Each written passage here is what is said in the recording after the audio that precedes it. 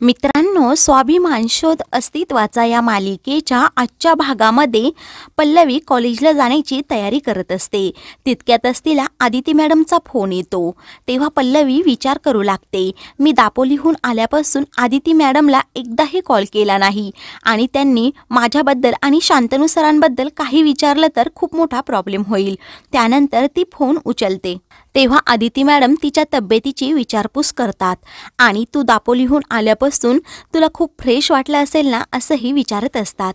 तेव्हा पल्लवी हो बोलते आणि दापोलीला जाऊन खूप बरं वाटलं असंही सांगत असते. आदिती मॅडम तिला खूप कोड्यामध्ये प्रश्न विचारत असतात. तेव्हा पल्लवी बोलते, मला तुमच्याशी खूप काही बोलायचं आहे, खूप काही तुमच्याबरोबर शेअर करायचं आहे, आपण प्रत्यक्ष भेटून बोलूयात का?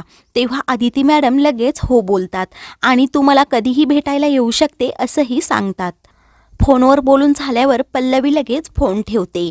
तर दुसरीकडे आदिती मॅडम विचार करू लागतात की मला वाटलं होतं पल्लवी शांतनूबद्दल काहीतरी बोलेल, परंतु आता भेटल्यावर बघू काहीतरी बोलते का. शांतनू आवरत असतो. तितक्यातच त्याच्या लक्षात येतं की आज पल्लवीला घेऊन बाहेर जायचं आहे. तेव्हा तो लगेच हॉटेलवाल्याला फोन करतो आणि सांगतो की एक टेबल बुक करायचं आहे. तितक्यातच तेथे सुपर्णा येते आणि शांतनूचं सर्व बोलणं ऐकू लागते आणि मनात विचार करत असते, शांतनू तर आज बाहेर जेवायला जाणार आहे, परंतु त्याने मला एका शब्दाने सुद्धा सांगितलं नाही. तेव्हा ती विचार करतच खाली येते. मोठे काका बसलेले असतात. तेवढ्यात प्रदीप तेथे मोठ्याने ओरडत येतो. तो खूप आनंदात असतो आणि आनंदाने सर्वांना गुड न्यूज देतो की आपण एवढे दिवस झाले च्या एक्सपान्शनसाठी फायनान्सर पाहत होतो. कधीचं आपलं घोडं असंच आडून राहिलं होतं, परंतु आता आपल्या एका पार्टीला आपलं प्रपोजल पटलं आहे, आपल्याला फायनान्स देण्यासाठी तयार आहेत असं तो आनंदाने सांगत असतो. हे ऐकून मात्र घरातील सर्वजण खूपच खुश होतात. प्रदीप खुश होत विभावरीला सांगतो, अगोदर देवापुढे पेढे ठेव आणि नंतर मला दे. तेव्हा मोठे काका सांगतात की सुपर्णा, आपलं आता एक्सपान्शन पुण्याबाहेर पण होणार. तेव्हा प्रदीप, आता आपण लवकरच कामाला सुरुवात करूयात असं सांगतो. तेव्हा प्रदीप मोठ्या काकांना सांगत असतो, आपण त्या पार्टीला घरी न बोलवता एखादं 5 स्टार हॉटेल बुक करूयात, म्हणजे आपलं इम्प्रेशनही पडेल आणि ती पार्टी खुश पण होईल. तर सुपर्णा विचारत असते, तिला शांतनूचं बोलणं आठवतं की शांतनू बाहेर डिनरसाठी जाणार आहे. तेव्हा ती मोठे काका आणि प्रदीपला सांगते, आपण त्या पार्टीला घरीच बोलूयात, कारण आपुलकी जपणारी संस्था असा आपला नावलौकिक होईल आणि त्यांना आपण किती एकत्र धरून सर्वांना आहोत हे पण समजेल. परंतु मोठ्या काकांना सुपर्णाच्या ह्या बोलण्यातील रोग समजत नाही. तर प्रदीप बोलतो, तुमचं म्हणणं तरी नक्की काय आहे? तेव्हा सुपर्णा गालातल्या गालात हसते आणि सांगते, तुम्हाला हे लवकरच कळेल. सुपर्णा विभावरी मेघनाला तयारी करायला जायला सांगते. तर प्रदीपला सांगते, त्या पार्टीला कळवा की तुम्ही घरीच या. मोठे काका सुपर्णाकडे नुसते पाहतच राहतात. तर दुसरीकडे आदिती मॅडम त्यांच्या बेडरूममध्ये येतात आणि प्रभाकर सरांना आवाज देत असतात, परंतु प्रभाकर सर तेथे त्यांना कुठेही दिसत नाही. तेव्हा त्यांना बेडवर चाफ्याची फुले दिसतात. तेव्हा त्याचा वास घेत असतात. तितक्यातच प्रभाकर सर तेथे येतात आणि हॅपी ॲनिव्हर्सरी असं म्हणत आदिती मॅडमला गिफ्ट देतात. प्रभाकर सर आदिती मॅडमला विचारत असतात, तू आपली ॲनिव्हर्सरी विसरली होती की काय? तेव्हा आदिती मॅडम अत्यंत भावूक होतात आणि डोळ्यामध्ये पाणी आणत बोलतात की मी आजचा दिवस कसा विसरेल. मी सुखी संसाराची, एकत्र राहण्याची स्वप्न खूप पाहिली होती, परंतु काही दिवसातच ती करपून गेली. तेव्हा प्रभाकर सर आदिती मॅडमला सांगतात, आजचा दिवस फक्त आपल्या दोघांचा आहे. म्हणून आदिती मॅडमच्या चेहऱ्यावर पुन्हा प्रभाकर सर हसू आणतात आणि सांगतात की मी माझ्या बायकोच्या एका हास्यासाठी काहीही करायला तयार आहे. प्रभाकर सर खूप रोमॅन्टिक मूडमध्ये आदिती मॅडमला सांगत असतात. आदिती मॅडम बोलतात, आज तुला कॉलेजला जायचं नाही का? तेव्हा प्रभाकर सर सांगतात की आज मी कॉलेजला सुट्टी घेतली आहे आणि आज आपण दोघेजण महाबळेश्वरला जाणार आहोत. लॉंग ड्राईव्हला जायचं आहे आणि बाहेरच लंच आणि डिनर करायचं आहे आणि प्लीज तू काहीही द्यायची नाही. प्रभाकर सरांच्या आग्रहाखातर आदिती मॅडमही त्यांच्याबरोबर जाण्यासाठी तयार होतात. त्यानंतर आदिती मॅडम पल्लवीचा विषय काढतात आणि मी खोदून विचारण्याचा शांतनूबद्दल पल्लवीला खूप प्रयत्न केला, परंतु पल्लवीने काही सांगितलं नाही. आता प्रत्यक्ष ती मला भेटणार आहे, काही सांगितलं तर पाहूयात असं प्रभाकर सरांना सांगतात. दुसरीकडे नंदिता घरामध्ये काम करत असते तेव्हा तिला अचानक चक्कर येऊ लागते. तेवढ्यातच तिला पल्लवीचा फोन येतो. पल्लवी तिच्या तब्येतीची विचारपूस करते.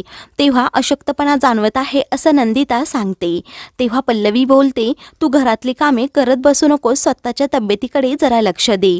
तेव्हा गौरव भाऊजी जरा जास्त त्रास देत नाही ना असंही ती विचारत असते. तेव्हा नंदिता नाही बोलते आणि आज ते बाहेरगावी जाणार आहेत असं सांगते. तेव्हा पल्लवी तिला विचारते, मग आज मी तुझ्याकडे राहायला येऊ का, म्हणजे तुला फक्त चालणार असेल तर. तेव्हा नंदिता हो बोलते तर पल्लवी फोन ठेवते. इकडे पल्लवी बबनला भेटते आणि आज हॉस्टेलवर मी राहणार नाही, ताईकडे चालले आहे असं लेटर सरांना द्यायला सांगते. तेव्हा बबन हो बोलतो आणि तेथून जातो. तेव्हा ती शांतनूला लगेच मेसेज करते की आज उशीर झाला तरी चालेल, मी ताईकडे राहायला जाणार आहे आणि तसं बोलणं पण झालं आहे. तेव्हा शांतनू पल्लवीचा मेसेज वाचतो आणि खूप खुश होतो आणि हॉटेलवाल्या माणसाला फोन करून सांगतो आजचा टेबल बुक करायचा आहे. शांतनू पल्लवीला लगेच मेसेज करतो आणि सांगतो की टेबल बुक झाला आहे, मी हॉटेलचा पत्ता आणि लोकेशन पाठवत आहे. तेव्हा पल्लवी शांतनूचा तो मेसेज वाचते आणि गालातल्या गालात हसत असते. तेवढ्यातच समोर तिला निहारिका दिसते. निहारिकाला पाहून तिला धक्का बसतो. तेव्हा निहारिका पल्लवीजवळ येते तर पल्लवी तिला न घाबरता गुड मॉर्निंग मॅम असं बोलते. तर निहारिका नजर रोखून तिला विचारते काय चाललं होतं. पल्लवी सांगते की मला लेक्चरला जायचं आहे असं म्हणून ती लगेच जाते. तितक्यातच ज्योती निहारिकाजवळ येते आणि तिचं परमनंट झाल्याबद्दल अभिनंदन करते. ज्योती निहारिकाला सांगते की आता रोज आपली भेट होत राहील. तर निहारिका तिला बोलते की मी रोज आता सर्वांच्या नजरेसमोर असणार आहे. ज्योती तिला बोलते आता तू मला काही विचारत जाऊ नकोस, कारण ब्रो मला रात्री खूप ओरडला.